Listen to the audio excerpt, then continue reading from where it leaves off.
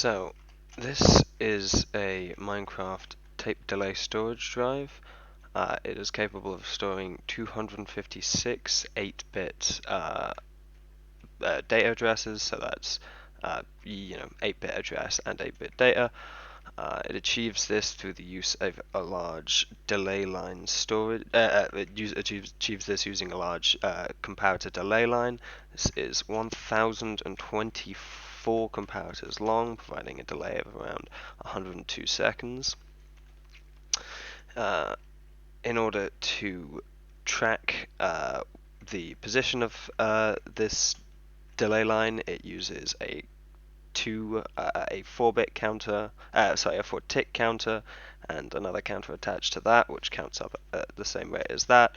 And then it just uses some number matching stuff in order to confirm that it's writing to the right area. So let's say we're going to write in the number 46. We'll put that in the input there, turn on the write line. And as I showed earlier, currently there is nothing written to this cell. This indicated that a read happened and nothing was written to this. So now we are going to be writing the number 46 to the area memory 510, which is what this is reading from, and our write should happen any second now. There we go.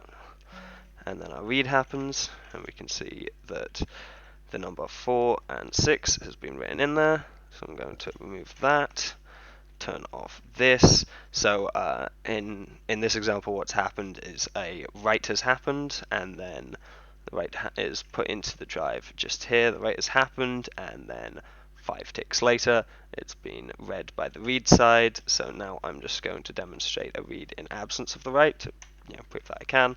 So basically, this all operates off these principles here. Basically, this is a 4-tick clock. It counts up every 4 ticks and then resets itself when it reaches 15. This all takes 4 ticks, so every single number is on for 4 ticks, and then we just take this number out here and use it to count. This clock operates no, this one doesn't. That's an old example, but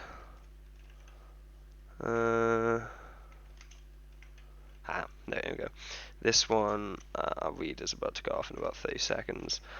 This one does exactly the same thing. Its operation is 4 ticks, so you give it a signal, and 4 ticks later it'll go up by 1. Or reset to 0.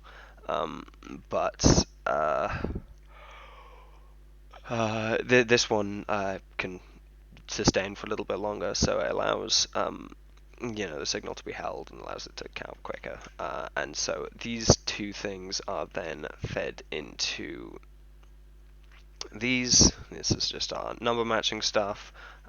This just matches a number. This is based off a design I found online. I'll need to credit them at some point, but I'm just recording the YouTube video now.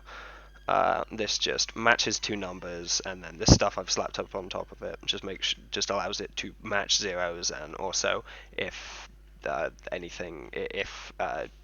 is inherently a match because one of them is 0 and one of them is not, then it won't allow the thing to output.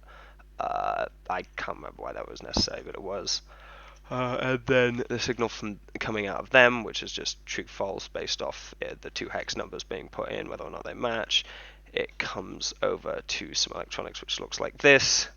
This just will enable one of these and then enable the other for 2 seconds, spaces them apart, turning them into...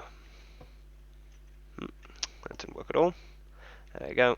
Turning them into a 4-tick long thing comprised of 2 hex numbers. It needs to be 4 ticks because 2 numbers, and for some reason each number requires 2 comparators, but that's immaterial. Okay, write happened ages ago. Sorry, read happened ages ago at this point, so this is the number 1010, and as we can see here, 1010, it's a bad example. But exactly the same thing happens, but in reverse here. Um, just reading the number out. This is 1010 again, just on the right queue. So our timers used to queue all of this up correctly, and the data can then be written to and read from the drive via this. And as we can see here, 4 and 6 are original 2 bits of data.